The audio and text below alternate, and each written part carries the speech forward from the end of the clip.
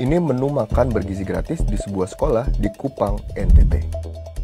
Dapung rasa, dapung tempe tuh ada sama kayak basi, dapung serju rasa sama kayak asam begitu. Dapung terong bau, dapung ayam juga bau. Trauma makan daging.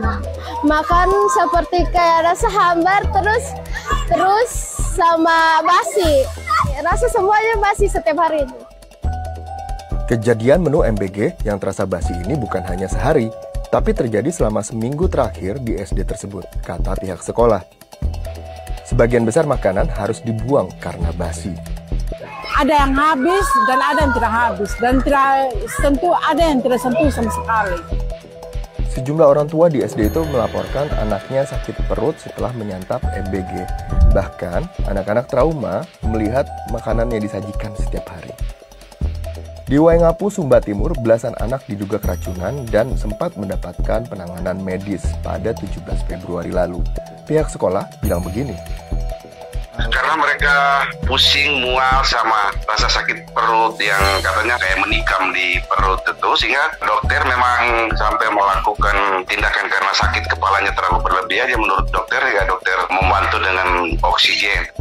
Pada hari pertama pelaksanaan MBG, 15 siswa mengaku sakit setelah menyantap mie, telur, dan tempe yang menurut pengakuan orang tua siswa dalam keadaan basi.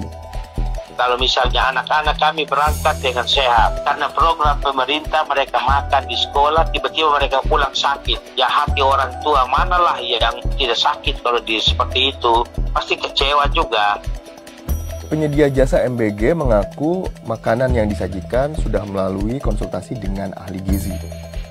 Kita pun orang ini kan ternyata tidak terbiasa dengan makanan yang dipakai dengan keju dan susu. Makanya dia seperti itu, mereka minta itu karena tidak terbiasa saja. Karena ada juga yang tidak suka makan telur dan ada yang alergi. Namun menurut pengakuan orang tua siswa, hari itu tidak ada menu susu dan keju. Di sekolah lainnya, masih di Waingapu, 2 hari setelah kasus itu, pihak sekolah menemukan daging ayam dalam keadaan belum matang dalam menu MBG seperti ini. Ini anak-anak makan tidak bisa makan lagi. Kasus serupa terjadi pada 16 Januari lalu di sebuah SD di Sukoharjo, Jawa Tengah. Dari 200 siswa, terdapat 10 siswa yang keracunan. Diduga akibat memakan ayam tepung yang sudah beraroma busuk. Pihak sekolah lalu menghubungi tim Satuan Pelayanan Pemenuhan Gizi (SPPG) dan petugas kesehatan dari puskesmas setempat. Anak-anak yang mengalami gejala keracunan langsung diberi obat. Belakangan, pihak SPPG setempat mengakui proses memasak ayam yang kurang matang. Dalam pelaksanaannya, belum ada mekanisme penanganan jika menu MBG menyebabkan anak-anak keracunan, seperti siapa yang akan menanggung biaya pengobatan bila anak-anak masuk rumah sakit. Di Semarang, saat ada kasus yang sama, seorang siswa SMA dibawa ke puskesmas dan menerima pengobatan gratis. Dia harus izin sakit 2 hari untuk memulihkan kondisi. Malamnya itu dia sampai muntah-muntah, pusing, demam, terus sampai nggak bisa tidur gitu. Untuk perawatannya kita ke puskesmas terdekat sih Kak. Pada hal serupa terulang kembali, lebih baik membawa bekal makanan sendiri dari rumah.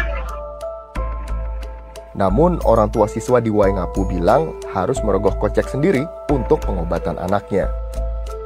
Ini kan program mungkin saja ya 10-20 ribu lah untuk makanan gratis ini. Tapi kalau anak sakit, kami harus mengeluarkan uang yang lebih besar lagi untuk biaya pengobatan mereka di rumah sakit. Dalam balasan tertulis kepada BBC News Indonesia, untuk menangani kasus keracunan hingga siswa dilarikan ke rumah sakit, Dadan Hindayana, Kepala Badan Gizi Nasional mengutarakan bahwa ada biaya operasional di Satuan Pelayanan Pemenuhan Gizi (SPPG). Namun, belum ada detail yang menjelaskan bagaimana orang tua bisa mengeklaim biaya yang ditimbulkan untuk pengobatan anak mereka kepada pemerintah. Sejauh ini, menurut Ombudsman yang bertugas mengawasi penyelenggaraan pelayanan publik, penanganan kasus keracunan MBG merupakan tanggung jawab penyelenggara pelayanan MBG setempat. Program MBG memang belum sepenuhnya dilakukan di seluruh Indonesia. Beberapa daerah masih di fase uji coba. Menurut pemerintah, per Februari ini, MBG sudah terlaksana di 38 provinsi dengan 693 satuan pelayanan. Diperkirakan pada pekan ini MBG sudah diterima lebih dari 2 juta siswa. Pemerintah mengatakan ada 3 kunci kesuksesan program MBG. Anggaran yang besar, sumber daya manusia yang banyak, dan penyediaan infrastruktur untuk dapur. Pemerintah mengaku butuh waktu sebelum dapur-dapur MBG siap menyediakan makanan dalam jumlah besar sekaligus. Bukan di distribusi, tapi di pembiasaan yang melaksanakan dalam program pelayanan untuk jumlah besar.